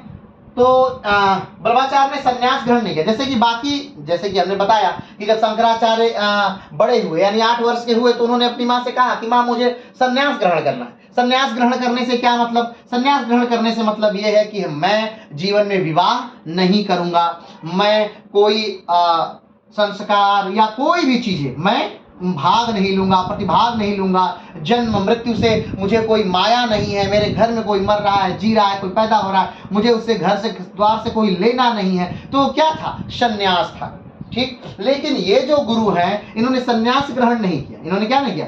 सन्यास ग्रहण नहीं किया। इनका मानना था कि नहीं, व्यक्ति अपने गृहस्थ जीवन में रहकर भी साहित्य, धर्म और सबकी सेवा क्या कर सकता है? मानव समाज कल्याण की सेवा कर सकता है। यानी कि अपने जीवन के साथ ही, अपने गृहस्थ जीवन के साथ ही वो किसका पालन कर सकता है? वो समाज का कल्याण कर सकता है, वो साहित्य की सेवा कर सकता है और भगवान की प्राप्ति भी वो कर सकता है। किस प्रकार से? अपने गृहस्थ के जीवन के जीने के साथ ही। इनका मानना था कि अगर आप सन्यासी हो जा रहे हैं तो आप सब कुछ से एक तरह से भाग जा रहे हैं। ठीक है। आप अपना जिस चीज को आपको क्या करना है, लेना है, लेकर के चलना है, जिसको बहुत सारी उम्मीदें हैं आपसे, आपने उसको क्या कर दिया? छोड़ दिया। एक तरह से क्या कर दिया? छोड़ दिया। और आप दूसरों की कल्याण की बात करने लगे। तो पहले एक का कल्याण तो कर दीजिए, उसको वहां तक पहुंचाइए जहां तक उसकी उम्मीदें आपसे हैं, तो आप दूसरों का कल्याण कैसे कर सकते? तो ये इस प्रकार से मानते थे कि नहीं, एक आदमी गृहस्थ में रहकर भी समाज का कल्याण कर सकता है, साहित्य का सेवा कर सकता है, भगवान की प्राप्ति कर सकता है, यानी सारे कार्यों को क्या कर सकता है? कर सकता है। चलिए आगे बढ़ते हैं। इन्होंने वेदांत सूत्र की संस्कृत में टीका लिखी। वेदांत सूत्र क्या है? एक किताब है। ठीक है। और उसकी इन्होंने क्या लिखी? संस्कृत में टीका। टीका लिखने का मतलब उसे आसानी से समझ में आए। ठीक है। किसी भी ग्रंथ को पर टीका लिखने का मतलब है उसे और संक्षिप्तकी में उसे विस्तार से कहा जाए, या ऐसी भाषा में लिख देना ताकि वो सामने वाले को क्या हो? समझ में आए, वही टीका है। चलिए टीका लिखिए। सुबोधिनी, सिद्धांत, रहस्य एवं भक्ति वर्धिनी इनकी रचनाएं हैं। भक्ति वर्धिनी इनकी क्या है? रचनाएं हैं। किनकी? वल्लभाचार्य। क्लियर है? आगे बढ़ते हैं। जाति प्रथा पर इनका विचार था कि मध्यकालीन जाति व्यवस्था को स्वीकार करने का तात्पर्य वैदिक काल की व्यवस्था का विरोध करना है। इन्होंने क्या कहा था कि भाई अगर आप इस समय की जाति व्यवस्था को स्वीकार कर रहे हैं, मध्यकाल की जाति व्यवस्था को स्वीकार कर रहे हैं, तब आप वैदिक काल की जाति व्यवस्था को क्या कर रहे हैं? नकार रहे हैं। ठीक है। तो इसलिए आप उसी व्यवस्था पर चलिए जो व्यवस्था कहाँ थी? वैदिक काल में। तो जैसी व्यवस्था वैदिक काल में थी उसी हिसाब से आप क्या करिए? चलते रहिए। आगे बढ़ना है। धार्मिक जागृति के साथ साथ संगीत, काव्य, नृत्य एवं चित्रकला में भी इनका योगदान है। यानी ये अच्छे चित्रकार भी हैं। ठीक है। ये नृत्य का जानकार हैं, संगीत के जानकार हैं, अच्छा काव्य लिखते हैं, बहुत अच्छा काव्य लिखते हैं। कौन? वल्लभाचार्य। वल्लभाचार्य का एक बहुत खूबसूरत काव्य है। अगर क्लास में टाइम मिला तो एक बार हम उसका उच्चारण करेंगे। बड़ा खूबसूरत काव्य है जिसे मधुराष्टक कहते हैं। ठीक है। मधुराष्टकम के नाम से जाना जाता है। आप सुने होंगे अधरम अधरम, मतलब भगवान की सारी चीज क्या है? बहुत ज्यादा मधुर हैं और वो मधुरता के क्या है? स्वामी है। भगवान क्या है? मधुरता के स्वामी है। आगे बढ़ते हैं। वल्लभाचार्य ने काशी में हनुमान घाट पर गंगा में जल समाधि ले ली थी। इन्होंने क्या किया था? काशी एक निश्चित समय के बाद इनको लगा कि अब मेरे जीवन का उद्देश्य क्या हो गया। ये अभी ऐसा नहीं कि ये वृद्ध हो गए थे, मरने की स्थिति में नहीं, अभी ये जवान हैं, यंग हैं। अभी यंग नहीं है लेकिन फिर भी एक निश्चित उम्र में अभी हैं, अभी बहुत ज्यादा बूढ़े नहीं है, अभी बूढ़े नहीं है। तो इनको लगा कि नहीं, मेरे जीवन का तो उद्देश्य पूरा हो गया, मैंने तो वो सब कार्य कर लिया जिस कार्य के लिए मैं आया था। सोचिए, गृहस्थ आश्रम में रहते हुए एक आदमी ये सोच ले। अब ये देखिए, ये कार्य एक संत ही, ये बात एक संत ही कह सकता है कि भाई मैं जिस लिए आया था वो तो कार्य मैंने क्या कर दिया? पूर्ण कर दिया। यानी मैं कर दिया समाज का कार्य, मैंने कर दिया जो गृहस्थ का कार्य, मैंने कर दिया जो मैं जिस लिए आया था, भगवान ने मुझे जिस लिए भेजा था, मैंने सब कार्य क्या कर दिया। इसलिए अब मैं भगवान में क्या हो जाऊंगा? विलीन हो जाऊंगा। तो वो गंगा नदी में क्या हो गए? विलीन हो गए। मतलब उन्होंने अपने आप को गंगा को सौंप दिया एक तरह से। किसने सौंप दिया? वल्लभाचार्य। चलिए, जल समाधि लेनी थी। आगे बढ़ते हैं। वल्लभाचार्य के पुत्र विट्ठलनाथ थे जिनको अकबर ने गोस्वामी की उपाधि तथा गोकुल एवं जैतपुरा की जागीर प्रदान की थी। ये विट्ठलनाथ जो है ये भी काफी प्रसिद्ध व्यक्ति हैं। विट्ठलनाथ, इन्होंने अष्टछाप की क्या की थी? रचना। अष्टछाप के कवियों का निर्धारण किया था। बहुत बेहतरीन इन्होंने कवि चुने थे जो कि कृष्ण भक्ति पर क्या करते हैं, लिखते हैं, बोलते हैं और कृष्ण भक्ति पर गाते हैं, ठीक, उनको मिला करके एक अष्टछाप नामक एक कवियों की श्रृंखला बनाए थे जिसमें 8 कवि थे। वो उन्होंने किसने कार्य किया था, ये विट्ठलनाथ। ठीक है, तो अब देखिए कि विट्ठलनाथ किसके समय में है, अकबर के समय में। ठीक है, यानी कि ये लगभग किस समय में रहे होंगे, अगर वल्लभाचार्य, तो ये कहा जा सकता है कि ये लगभग 1526-26 के बाद रहे होंगे, या वो शासनकाल, यानी भारत में जब मुगल काल का शासन रहा होगा उस समय वल्लभाचार्य क्या कहे होंगे, रहे होंगे। ठीक है, चलिए, क्योंकि हुमायूं का भी थोड़ा शासनकाल रहा, उससे पहले बाबर का भी थोड़ा शासनकाल रहा, क्योंकि अकबर का तो काफी लंबा शासनकाल, लगभग 49 साल का लंबा शासनकाल रहा। ठीक, आगे बढ़ते हैं। नहीं, गोस्वामी की उपाधि तथा गोकुल एवं जैतपुरा की इनको देखिए जागीरें दी गई। किसको, विट्ठल स्वामी को, यानी कि वल्लभाचार्य के जो गुरु जो पुत्र हैं विट्ठलनाथ, इनको क्या दी गई है, जागीरें दी गई हैं, गांव दी गई है कि भाई साहब ये आपका यहाँ से आप अपना रेन्यू ले लीजिए और अपना कार्य करते रहिए, अपना जो भी साहित्यिक सेवा करना है वो करते रहिए। और देखिए ये कैसे समय में हो रहा है, ये आपको देखना नहीं भूलना है। आपको बस ये नहीं देख लेना कि हाँ अकबर ने इनको दे दिया था जागीरें जैतपुरा और गोकुल की, ये याद करने का विषय नहीं है। बात यहाँ मेंस लिखने की ये है, यहाँ बात लिखने की ये है कि अकबर किससे जुड़े हैं, इस्लाम से जुड़े हैं, किससे जुड़े हैं अकबर, इस्लाम से जुड़े हैं। और वल्लभाचार्य किससे जुड़े हैं, या फिर विट्ठलनाथ किससे जुड़े हैं, कृष्ण भक्ति शाखा से जुड़े हैं। किससे जुड़े हैं, कृष्ण भक्ति शाखा से जुड़े हैं। इस्लाम और कृष्ण भक्ति दोनों ही अलग पथ है, एक में बुद्ध पूजा की मनाही है और एक में बुद्ध की यानी कि मूर्ति की पूजा कर रहे हैं कृष्ण के रूप में। और वही कौन, राजा, वही राजा जो इस्लाम को मानता है वो इनको जागीरें दे रहा है। तो आप सोच सकते हैं भक्ति काल का क्या प्रभाव है, और राजा कितना बेहतरीन है, उदार है, समझ रहे हैं ना। वही राजा दे रहा है, यानी अकबर दे रहा है जमीन किसके लिए, स्वर्ण मंदिर के लिए, स्वर्ण मंदिर के लिए दे रहा है जमीन ना। और स्वर्ण मंदिर का जो पहला ईंटा है वो कौन रख रहा है, एक सूफी रख रहा है, यानी एक इस्लामिक आदमी रख रहा है। कौन रखा था, कमेंट बॉक्स में बताइएगा कि स्वर्ण मंदिर का पहला ईंटा कौन रखा था। इस बात को बहुत जोर देकर हम बताए थे और ये बात याद होनी चाहिए। चलिए आगे बढ़ते हैं। औरंगजेब के दमन के कारण श्रीनाथ जी की मूर्ति को उदयपुर पहुंचा दिया गया, जहां वह नाथ द्वार के नाम से क्या है, प्रसिद्ध। इन्होंने श्रीनाथ जी की एक मूर्ति की स्थापना की थी। किसने, जो वल्लभाचार्य हैं, उन्होंने श्रीनाथ जी की मूर्ति की स्थापना की। लेकिन जब औरंगजेब का शासनकाल आया, आप जानते हैं कि अकबर जितना ही उदार था, औरंगजेब उतना ही क्या था, कट्टर था, क्योंकि वो कुरान के हिसाब से क्या हो रहा था, चल रहा था। तो उसके डर से कि वो कहीं मूर्ति को क्षति न पहुंचाए, उसको तोड़वा न दे, इसलिए इसे कहाँ स्थापित कर दिया गया, उदयपुर पहुंचा दिया गया। कहाँ पहुंचा दिया गया था, उदयपुर। उदयपुर कहाँ है, राजस्थान में उदयपुर। आगे बढ़ते हैं। 18वीं से 19वीं शताब्दी में वल्लभ संप्रदाय प्राच्य पूर्व का विषाक्ता संप्रदाय बन गया था। क्या, विषाक्तता संप्रदाय बन गया था। कौन सा संप्रदाय, 1819 शताब्दी में वल्लभ संप्रदाय। कौन सा संप्रदाय, वल्लभ संप्रदाय या पुष्टि मार्ग, ठीक है, या फिर शुद्धाद्वैतवाद।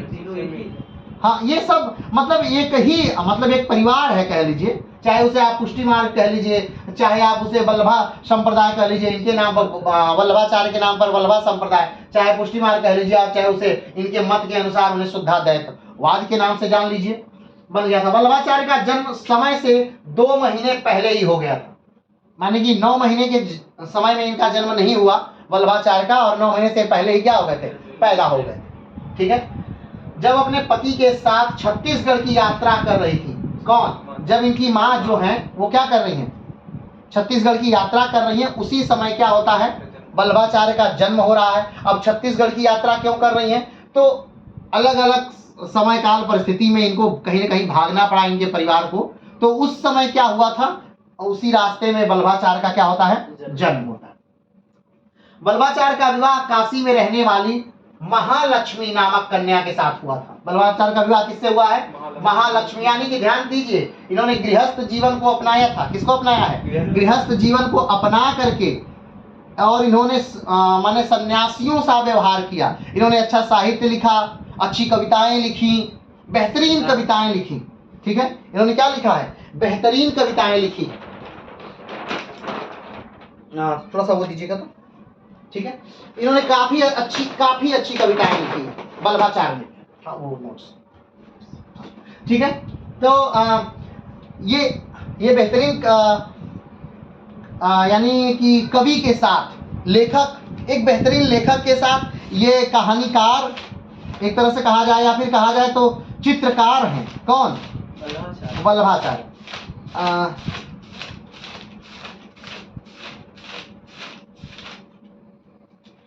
वल्लभाचार्य की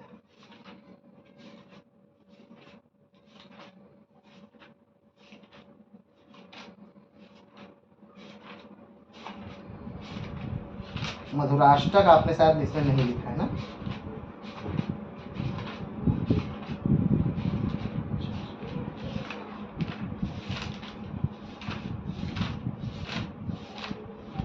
लास्ट में जो था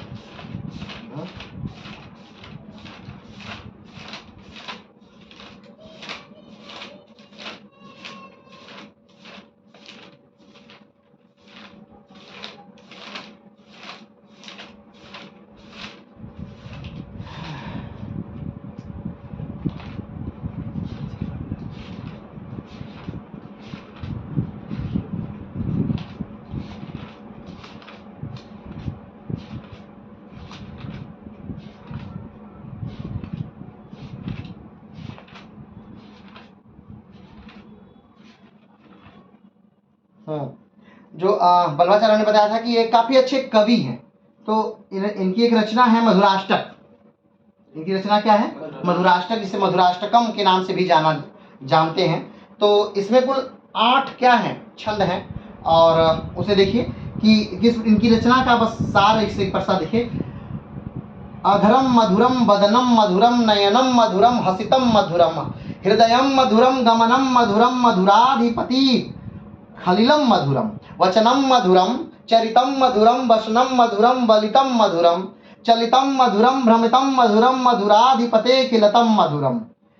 ठीक है, तो इसमें कुल कितने के हैं? 8 छंद हैं, और ये बहुत बेहतरीन रचना। मतलब जब इसको आप नेट पे सर्च करके इसे सर्च करिएगा और इसे सुनिएगा, बहुत बेहतरीन रचना उनकी आपको लगेगी, मतलब समझ में आने वाली रचना। तो इससे लगता है कि ये कितने पहुंचे हुए, कितने उच्च कोटि के क्या है कवि हैं वो, और उसी प्रकार उच्च कोटि के चित्रकार भी हैं। ठीक है, आगे बढ़ते हैं। वल्लभाचार्य के 2 पुत्र थे, गोपीनाथ और विट्ठलनाथ। वल्लभाचार्य के कितने पुत्र हैं? गोपीनाथ और विट्ठलनाथ, इनके 2 पुत्र हैं वल्लभाचार्य के। हमने कहा कि वल्लभाचार्य जो है उनका जन्म कहाँ हुआ है? काशी में हुआ है। वल्लभाचार्य जो हैं उन्होंने कौन सा मत दिया है? तो शुद्धाद्वैतवाद का मत दिया है। शुद्धाद्वैतवाद क्या है एक लाइन में? तो शुद्धाद्वैतवाद ये कहता है कि ब्रह्म है, भगवान के अलावा बाकी भी जो चीज है वो भी हैं, और वो भी सत्य है। क्या है? भगवान के अलावा भी जो चीज है, ब्रह्म के अलावा भी जो चीज है वो भी है और सत्य है। चलिए, इनके 2 पुत्र हैं, एक कौन से हैं? गोपीनाथ और दूसरा विट्ठलनाथ। इनके जो पुत्र हैं विट्ठलनाथ, इनको जो अकबर हैं उन्होंने क्या दिया था? जैतपुरा और गोकुल क्या दिया था कि जागीरें दे दी थी, विट्ठलनाथ को दे दिया था। ठीक, आगे बढ़ते हैं। वल्लभाचार्य के ज्ञान को शुद्ध अद्वैत के नाम से भी क्या करते हैं? जानते हैं, शुद्ध अद्वैत। ठीक है, आगे बढ़ते हैं। वल्लभाचार्य ने कई ग्रंथों पर अपने भाष्य लिखे, जैसे ब्रह्मसूत्र, अनुभाष्य, जैमिनी सूत्र भाष्य, भागवत टीका, सुबोधिनी। ठीक है, यानी कि हर ग्रंथ को इन्होंने प्रयास किया कि उसका सरलीकरण किया जा सके। किसने? वल्लभाचार्य ने। ठीक है, वल्लभाचार्य ने अनेक नामावली और स्तुति ग्रंथ की रचना की, जिसे षोडश ग्रंथ के नाम से जाना जाता है। क्या किया है? अनेक नामावली और स्तुति ग्रंथ। स्तुति ग्रंथ मतलब समझ रहे हैं? स्तुति दूसरों की प्रार्थना। ठीक है, भगवान लोगों की स्तुति करना। ठीक है, तो स्तुति ग्रंथ की भी एक रचना की है, जिसे षोडश ग्रंथ के नाम से क्या किया जाता है? जाना जाता है। इनमें से कोई रचनाएं संस्कृत में लिखी गई हैं। अब इनमें से कई रचनाएं जो हैं क्या है? संस्कृत में लिखी गई हैं, लेकिन आम आदमियों को भी समझ आए इसलिए वल्लभाचार्य ने ब्रज भाषा में भी अपनी रचनाएं की हैं। यानी जो वल्लभाचार्य हो क्या करते हैं? ब्रज भाषा में भी लिखते हैं। ठीक है, ब्रज भाषा में भी लिखते हैं, और संस्कृत में उनकी रचनाएं हैं ही, लेकिन वो एक आम आदमी को समझ में आए इसलिए क्या करते हैं? ब्रज भाषा में लिखे। हमने आपको बताया था कि जो भक्ति काल है ये काल बड़ा बेहतरीन काल रहा। कारण कि जो जात पात का भेदभाव रहा वो छूटा, जो था कि शूद्रों को ज्ञान नहीं दिया जाएगा वो छूटा, शूद्रों ने इसमें ज्ञान प्राप्त किया। जो था कि ब्राह्मण शूद्र को ज्ञान नहीं देंगे तो वो छूटा। यहाँ रामानंद जैसे लोग, बल्लभाचार्य जैसे लोग ऐसे हैं जिन्होंने शूद्रों को भी क्या किया था, ज्ञान दिया था। तो ये परंपराएं, कई परंपराएं टूटी। वो भाषाएं जो निम्न समझी जाती थी, जिसमें लोग लिखा नहीं करते थे, उस भाषाओं में भी लिखा गया, पढ़ा गया। और उस भाषा को जानने से अब जो नॉर्मल भाषा है, जो आम जनमानस की भाषाएं हैं, जब उसमें बातें हुई, उसमें ग्रंथ लिखे गए तो आम लोगों ने भी उसे जाना, आम लोगों ने भी उसे पढ़ा। तो उससे क्या हो पाया, उससे बातें आम लोगों तक क्या हो सकी, पहुंच सकी। चलिए आगे बढ़ते हैं। इसलिए बल्लभाचार्य ने ब्रज भाषा में भी कई रचनाएं की। बल्लभाचार्य ने मधुराष्टक नामक ग्रंथ की क्या की थी, रचना की थी। अभी जो हम रचनाएं सुनाए थे वो क्या है, मधुराष्टक की लाइनें हैं। ठीक है, मधुराष्टक यानी कहने का मतलब बल्लभाचार्य का है कि भगवान जो है वो बहुत ही मधुर है। भगवान का चलना बहुत मधुर है, भगवान की हंसी बहुत मधुर है, भगवान के नयन बहुत मधुर हैं, भगवान के बाल बहुत मधुर हैं, भगवान स्वयं मधुराधिपति हैं, यानी मधुरता के क्या है, स्वामी हैं। कौन, भगवान। भगवान कौन, कृष्ण की उपासक हैं। तो भगवान जो क्या है, मधुराधिपति हैं, यानी मधुरता के क्या है, स्वामी हैं। बात समझ रहे हैं। तो मधुराष्टक नामक ग्रंथ लिखा है। अब ग्रंथ मतलब आप ये मत समझ लीजिए कि बहुत मोटा चौड़ा ग्रंथ है, नहीं, सिर्फ उसके 8 छंद हैं। यानी आप जो देख रहे हैं ना, ये बस इतनी ही रचना, यही मधुराष्टक है। हाँ, तो इसे मधुराष्टक के तौर पर क्या करते हैं, जानते हैं। ठीक है, मतलब क्या सर? हाँ, माने कि अब ये हिंदी का एक अलग टॉपिक है। माने कि एक विशेष प्रकार की रचना है जिसमें कुछ लाइनें लिखी जाती हैं, उसे छंद कहते हैं। दोहा, इसमें छंद है तो दोहा है, अलग अलग को अलग अलग कहते हैं। इसे अलग से चैप्टर लेके पढ़ा देंगे। जिसमें भगवान श्री कृष्ण की एक स्वरूप, लक्षण और स्वरूपों के बारे में 8 छंद लिखे हैं। कितने छंद लिखे हैं, 8 छंद लिखे हैं। यानी भगवान कैसे हैं, किस प्रकार से वो हंसते हैं तो उनका हंसना मधुर है, किस प्रकार से वो बोलते हैं उनका बोलना मधुर है, उनके हाथ मधुर है, उनके पैर मधुर हैं, वो स्वयं मधुराधिपति हैं। तो हर बात को क्या किया गया है, बताया गया है। वो कहते हैं कि भगवान श्री कृष्ण ने जुड़ी सारी चीजें मधुर हैं। भगवान श्री कृष्ण से मधुर माने, हाँ, मीठा। भगवान से जुड़े सारी चीजें क्या है, मधुर है, यानी मीठी हैं, यानी बड़ी अच्छी हैं। मीठा से मतलब क्या है, अच्छाई से। मीठा से मतलब क्या है, अच्छाई से मतलब, यानी कह रहे हैं कि भगवान कृष्ण से जो भी चीजें जुड़ी हो क्या है, बहुत मीठी हैं, बहुत अच्छी हैं, मधुर हैं। और वे स्वयं मधुरता के क्या है, स्वामी हैं। कौन मधुरता के स्वामी हैं, तो नहीं, भगवान श्री कृष्ण वो मधुरता क्या है, स्वामी है। कौन कह रहा है, ये बल्लभाचार्य कहते हैं। किसमें कह रहे हैं, मधुराष्टक में कह रहे हैं कि जो भगवान श्री कृष्ण है वो क्या है, वो मधुरता के स्वामी है और उनकी हर चीज क्या है, मधुर है। चलिए, बल्लभाचार्य ने अपने अंतिम दिन में ये मानते हुए बिताया कि उनके जीवन के उद्देश्य पूरे हो चुके हैं। उन्होंने गृहस्थ आश्रम को त्याग कर संन्यास आश्रम स्वीकार किया। जैसे कि हमने बताया कि उन्होंने शुरू में क्या कहा कि देखिए, ऐसा नहीं है कि गृहस्थ के साथ साथ संन्यास का कार्य नहीं किया जा सकता। गृहस्थ के साथ साथ आदमी साहित्य की सेवा कर सकता है, गृहस्थ के साथ साथ आदमी समाज के उत्थान का कार्य कर सकता है, और उन्होंने करके दिखाया। एक समय जब आया तो उन्होंने गृहस्थ को क्या कर दिया, त्याग दिया। जब उन्हें लगा कि मेरी गृहस्थ की जिम्मेदारियां पूरी हो गई हैं तो उन्हें गृहस्थ को क्या किया, त्याग दिया और संन्यास को ग्रहण किया। और एक समय ऐसा भी आया कि उन्हें लगा कि नहीं, मेरी सारे कार्य जो थे, मेरे जीवन के सारे कार्य जो थे वो पूरे हो चुके हैं। आप ऐसे व्यक्ति को ढूंढिएगा जो इस समय कहता हो या कभी भी कह रहा हो कि मेरे जीवन के सारे कार्य क्या हो गए हैं, पूरे हो चुके हैं और अब मैं जाना चाहता हूं। ऐसा मुझे नहीं कहीं दिखा कोई कि कोई कहे कि नहीं मेरे जीवन के सारे कार्य पूरे हो गए हैं। हमेशा एक ना एक चीज क्या रहती है, घटी रहती है, ये पूरा हो जाता है, अब वो पूरा हो जाता है तो ये पूरा हो जाता है, वो पूरा हो जाता है तो अभी हमेशा कुछ ना कुछ आगे को चाहिए। ठीक है, ये एक संत ही कर सकता है, ये एक संत ही कर सकता है कि भाई जीवन का मेरा उद्देश्य पूरा हो गया, अब मुझे जाना है। ठीक है, आश्रम को त्याग कर संन्यास आश्रम स्वीकार किया। उन्होंने अन्न जल त्याग कर काशी में गंगा तट पर निवास करने लगे। कहाँ रहने लगे, काशी में। गंगा, हमने कहा था पिछले वीडियो में भी कहा था कि जो काशी थी या वाराणसी थी वो ज्ञान की नगरी थी, या आज भी भारत के ज्ञान की राजधानी काशी का भारत की राजधानी नई दिल्ली हो सकती है, लेकिन भारत में ज्ञान की राजधानी कहाँ है? तो वाराणसी या काशी को ही माना जाता है। और उस समय भी काशी ज्ञान की राजधानी हुआ करती थी, चाहे वो वल्लभाचार्य हो, रामानुजाचार्य हो या फिर शंकराचार्य हो, कोई भी व्यक्ति हो, उसने अपने ज्ञान को स्थापित करने के लिए, अपनी बात को दूर दूर फैलाने के लिए, यहाँ के विद्वानों से शास्त्रार्थ करने के लिए वो लोग आया करते थे। क्योंकि अगर काशी में आपने अपनी बात सिद्ध कर ली, यानी आपने पूरे हिंदुस्तान में अपनी बात क्या कर दी? सिद्ध कर दी। ऐसा माना जाता था। क्यों? क्योंकि जहां पर ज्यादा विद्वान है वहीं तो आपको अपनी बातें सिद्ध करनी है। बाकी लोग तो आप सर झुका कर आपकी बातें मान लेते हैं कि अरे जब ये काशी के पंडितों से जीत गए तो फिर इन्हें क्या ही कोई हराएगा। आगे बढ़ते हैं। ऐसा माना जाता है कि 1531 में रथ यात्रा के दिन 52 वर्ष की आयु में प्रवेश किया और जल समाधि ले ली। वर्ष की आयु में गंगा में प्रवेश किया। कहाँ प्रवेश किया?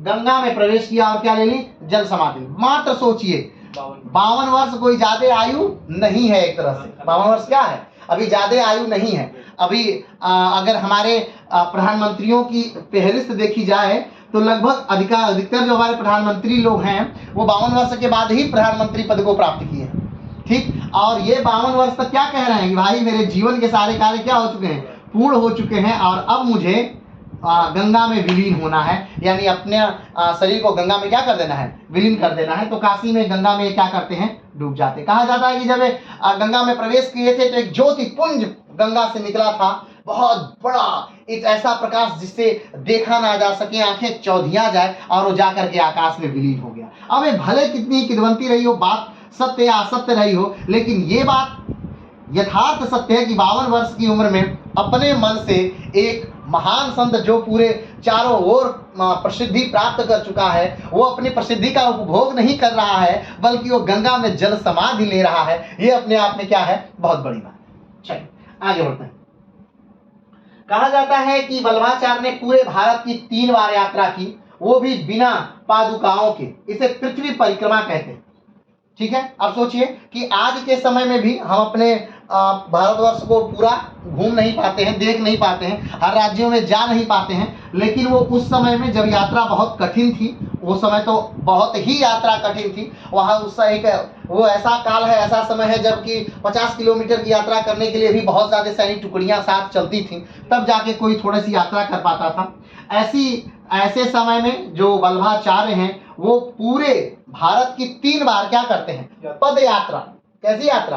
पद यात्रा कर रहे हैं। 52 वर्ष की उम्र में ही पूरे भारत को 3 बार और रौंद दे रहे हैं। और इस परिक्रमा को क्या, इस पद यात्रा को क्या कहा जाता है? तो पृथ्वी परिक्रमा कही जाती है। तो ध्यान रखिएगा, बार बार पूछा जाता है कि पृथ्वी परिक्रमा क्या है, किसने की थी पृथ्वी परिक्रमा? तो पृथ्वी परिक्रमा क्या है? तो वल्लभाचार्य जो भारत को 3 बार घूमे थे वही क्या है? पृथ्वी परिक्रमा है। और इन्होंने बिना पादुकाओं यानी बिना पैर में कोई चप्पल वप्पल पहने ही क्या की थी? या यात्रा की थी। तो उस समय ये मानिए नॉर्मल बात है कि हाँ बिना चप्पल के आप यात्रा कर रहे हैं, लेकिन ये नॉर्मल नहीं है कि भारत को 3 बार आप घूम लें। ऐसे समय में जब कि यात्राएं बहुत क्या हैं?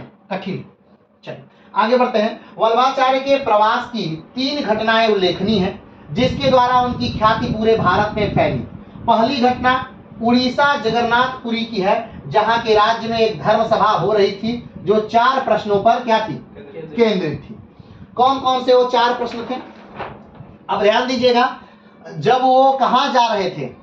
जब वो विजयनगर साम्राज्य में जाकर के कृष्णदेवराय के समय में उस शास्त्रार्थ में भाग ले रहे हैं, तो वो उनकी पृथ्वी परिक्रमा का ही एक हिस्सा है। वो समय क्या है?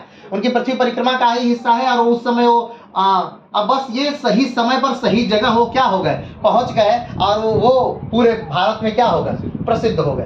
तो पूरे भारत में उनकी प्रसिद्धि का जो 4 प्रमुख कारण है वो इस प्रकार है। पहला क्या है कि वो जब उड़ीसा में गए हैं तो उड़ीसा में क्या हो रही है? धर्मसभा हो रही है, और लोग प्रश्न पूछ रहे हैं कि ये प्रश्न का क्या है। तो वो किस प्रकार से वो उत्तर देते हैं, देखिए। मुख्य शास्त्र कौन सा है? प्रश्न क्या था? मुख्य शास्त्र कौन सा है? इन्होंने कहा कि मुख्य शास्त्र है भागवत गीता। मुख्य शास्त्र कौन सा है? भागवत गीता। मुख्य देव कौन है? इन्होंने कहा था कृष्ण। मुख्य मंत्र क्या है?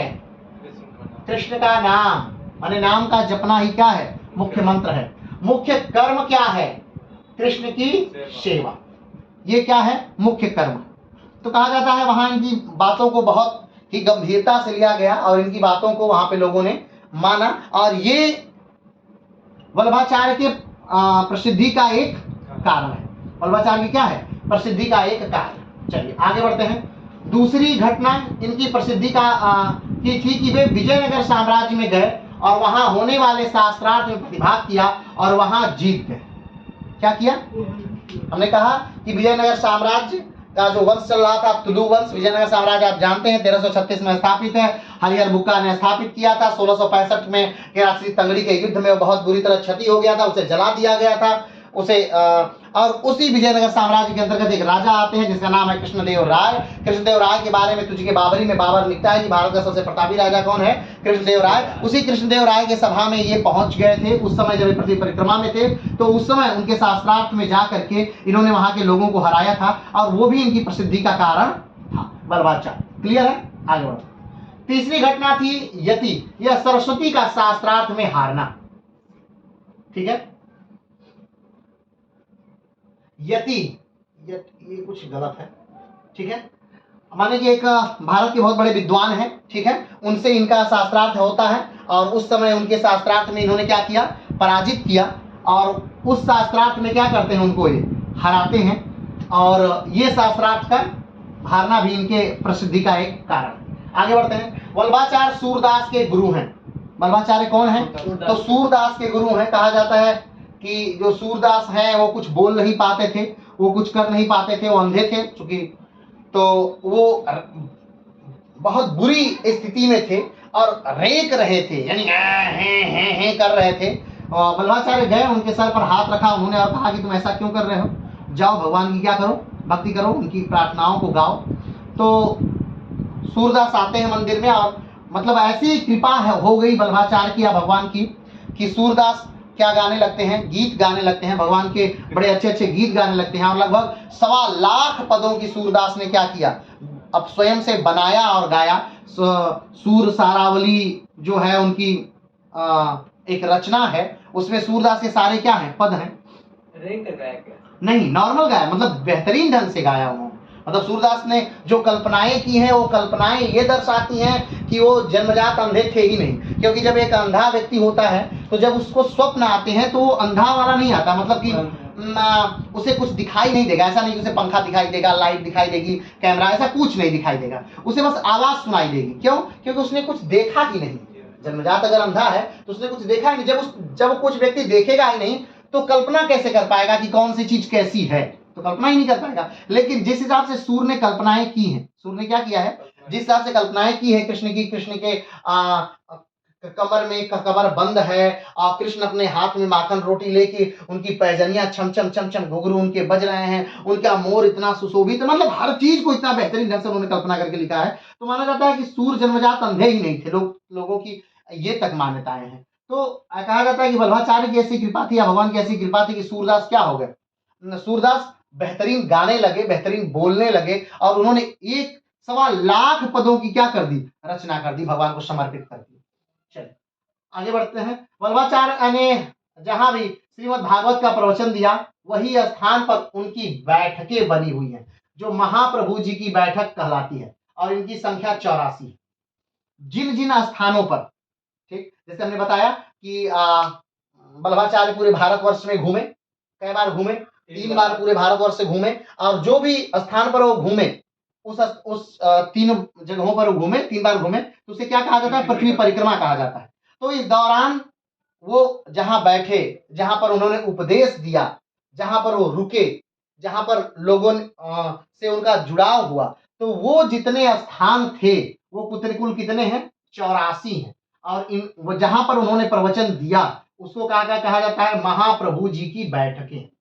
पूरे भारत में वो क्या कहा के नाम से जानती हैं? महाप्रभु जी की बैठकें। और आज उसे मंदिरों के रूप में उसे क्या किया गया है? डेवलप किया गया है, उनका विकास किया गया है। और 84 स्थान ऐसे हैं जहां महाप्रभु जी की क्या है? बैठकें हैं पूरे भारतवर्ष। आगे बढ़ते हैं। वल्लभ संप्रदाय में यह बैठकें मंदिर देवालयों की तरह, जिस प्रकार हम मंदिरों में जाते हैं, जिस प्रकार लोग मस्जिदों में जाते हैं, उसी प्रकार जो वल्लभ संप्रदाय के लोग हैं वो कहाँ जाते हैं?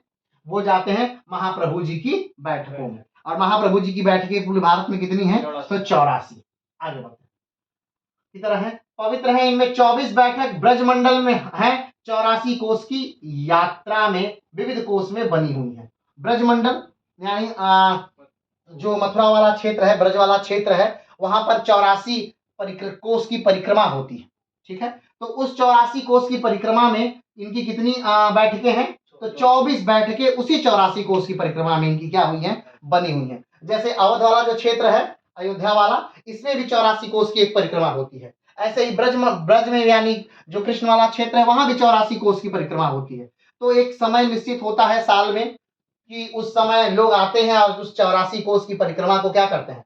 पूरा करते हैं, उस जगहों को देखते हैं, घूमते हैं और उस पैदल ही सब लोग पूरा करते हैं। तो वो जो 84 कोस की ब्रज वाली परिक्रमा है, उसके अंतर्गत इनकी कितने कुल बैठकें हैं? 24। आगे बढ़ते हैं। कहा जाती है कि वल्लभाचार्य का जन्म चंपारण में हुआ था। चंपारण यानी कि चंपारण कहाँ? बिहार वाला चंपारण नहीं, झारखंड वाला चंपारण। कहा जाता है कि झारखंड वाला जो चंपारण है, वहां पर इनका क्या हुआ है? जन्म हुआ है। तेलंगाना से कहा जाता है कि जब ये ऊपर की तरफ आ रहे थे, या कहा जाता है कि जब ये जा रहे थे वाराणसी की तरफ, तब इनका क्या हो जाता है? जन्म हुआ था। लेकिन कहीं कहीं चंपारण वाला जब क्षेत्र है, वहां पर आज भी इनके नाम की मंदिर क्या हुई है? बनी हुई है चंपारण वाले क्षेत्र में। तो कहीं कहीं लेकिन यह भी माना जाता है कि काशी में इनका जन्म हुआ है, लेकिन काशी में इनका जन्म नहीं हुआ है। इनका जन्म कहाँ हुआ है? चंपारण में हुआ है। और चंपारण क्या हुआ? कौन सा जगह है? झारखंड में जो चंपारण स्थान है, वहां पर इनका जन्म हुआ है। आगे बढ़ते हैं। वल्लभाचार्य शुद्धाद्वैतवादी हैं। शुद्धाद्वैतवादी यानी हमने बता चुके हैं शुद्धाद्वैतवाद क्या है, जहां पर भगवान के साथ साथ उनसे जुड़ी सारी चीजों को भी सत्य मानते हैं, वो शुद्धाद्वैतवाद है। वल्लभाचार्य का विचार है कि ज्ञान से मुक्ति नहीं मिल सकती, बल्कि भक्ति से ही बस मुक्ति मिल सकती है। वल्लभाचार्य कहते हैं कि आप कितने भी बड़े ज्ञानी हो जाइए, क्या हो जाइए? कितने भी बड़े ज्ञानी हो जाइए, लेकिन आप भगवान में समाहित नहीं हो सकते। आप ज्ञानी होके क्या ही कर लेंगे? अब ज्ञान है, आपकी मृत्यु के साथ खत्म, आपका ज्ञान यही धरा का धरा रह गया, ज्ञान आपके साथ जा गया नहीं गई। लेकिन आप अगर क्या कर रहे हैं? भगवान की भक्ति कर रहे हैं, तो हर वो भक्ति भगवान से क्या हो रही है? आपको जोड़ रही है, वो आपको भगवान में विलीन कर रही है। और ज्यों आप क्या होते हैं? इस लोक को छोड़ते हैं, आप कहाँ चले जाते हैं? भगवान में चले जाते हैं, भगवान में विलीन हो जाते हैं। ठीक है, तो भगवान को अगर प्राप्त करना है, तो आपको ज्ञान अर्जित नहीं करना है, आपको क्या करना है? भक्ति करनी है। यानी इतनी भक्ति करिए कि भगवान आपको स्वयं अपने पास क्या कर ले? बुला ले। ठीक है, आगे बढ़ते हैं। वल्लभाचार्य का सिद्धांत पक्ष शुद्धाद्वैत है, तथा आचार्य पक्ष पुष्टि मार्ग, सेवा मार्ग भी कहलाता है। ठीक है, इस बारे में बात कर लिया है। वल्लभाचार्य की मृत्यु को पुष्टि मार्ग में आसुरवाह लिया जाता है। छोड़ दीजिए, आगे बढ़ते हैं। वल्लभाचार्य जी कृष्ण भक्ति शाखा के कवि हैं। कृष्ण भाषा किसके कवि हैं? कृष्ण भक्ति शाखा कवि हैं। हमने बताया था कि रामानंद किस भाषा के किस शाखा कवि हैं? तो राम भक्ति शाखा कवि हैं। जो वल्लभाचार्य हैं वो किस भक्ति की शाखा है? कृष्ण भक्ति की शाखा के कवि हैं। मीरा किस भक्ति कृष्ण भक्ति की कवि हैं। सूर्य किसके हैं? वो भी कृष्ण भक्ति के हैं। तुलसी किसके हैं? वो राम भक्ति के हैं। ठीक है, कबीर किसके हैं? ये जो है वो ज्ञान मार्गी के हैं। नानक किसके हैं? ज्ञान मार्गी के हैं। दादू किसके हैं? ज्ञान मार्गी के हैं। ठीक है, ठीक है, रैदास किसके हैं? वो भी ज्ञान मार्गी के हैं। आगे बढ़ते हैं। सरस्वती, सुभद्र, रामकृष्ण ने वल्लभाचार्य के भाई बहन थे। इनके कौन भाई बहन है? सरस्वती, सुभद्र और रामकृष्ण, इनके कौन है? भाई बहन है। ब्रज वैशाखता कृष्ण एकादशी को वर्तमान छत्तीसगढ़ रायपुर के पास चंपारण नामक, झारखंड वाला इलाका नहीं है, छत्तीसगढ़ वाला इलाका। कौन सा है? छत्तीसगढ़ वाला इलाका है, ध्यान रखिएगा। तो छत्तीसगढ़ के चंपारण नामक स्थान पर वल्लभाचार्य का क्या हुआ है? जन्म हुआ है। छत्तीसगढ़ में वल्लभाचार्य का जन्म हुआ है। वल्लभाचार्य ने श्रीमद् भागवत पर सुबोधिनी टीका नामक क्या लिखा है? भाष्य लिखा है। भाष्य लिखा है माने उसे आसान करने के लिए किताब लिखी है, भाष्य लिखा है सरल करने के लिए। वल्लभाचार्य ने श्रीमद् सुबोधिनी नामक भाष्य लिखा है। ठीक है, तो इस प्रकार ये कौन रहे? वल्लभाचार्य रहे। वल्लभाचार्य की संक्षिप्त की एक बार फिर से देख लेते हैं। तो जब सल्तनत काल का अंत हो रहा है, ठीक है, और मुगल काल का उत्थान हो रहा है, उदय हो रहा है, उसी समय भारत में एक संत आते हैं, क्या नाम है उनका? वल्लभाचार्य।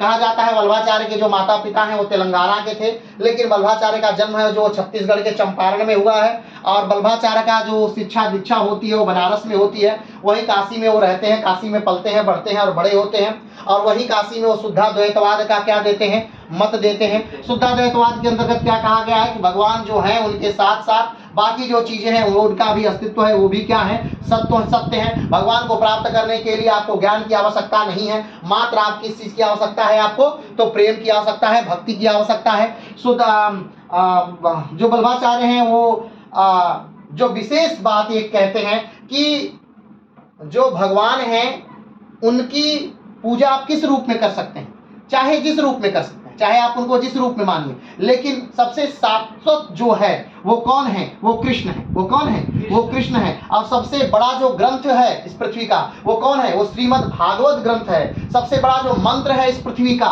वो कौन सा मंत्र है, वो श्री कृष्ण का नाम का क्या है, उच्चारण है। और सबसे बड़ा जो कर्म है इस पृथ्वी का वो क्या है, वो श्री कृष्ण की सेवा करना ही सबसे बड़ा इस पृथ्वी का कर्म है। अगर इतना कार्य आप कर रहे हैं तो आप को भगवान में विलीन होने से कोई रोक नहीं सकता। ठीक है, क्लियर है। चलिए, तो ये थे, और ये जो वल्लभाचार्य हैं ये कृष्ण भक्ति शाखा के कवि हैं, यानी कृष्ण को मानते हैं, कृष्ण भक्ति शाखा कवि हैं। कृष्ण भक्ति शाखा के अगर अन्य कवियों को हम देखें तो सूर हैं, मीरा हैं और वल्लभाचार्य हैं। ये प्रमुख कवि माने जाते हैं किसके, कृष्ण भक्ति शाखा। तो आज के लिए इतना ही करते हैं, फिर मिलते हैं एक नए वीडियो के साथ, एक नए संग। तब तक के लिए नमस्कार, धन्यवाद, जय।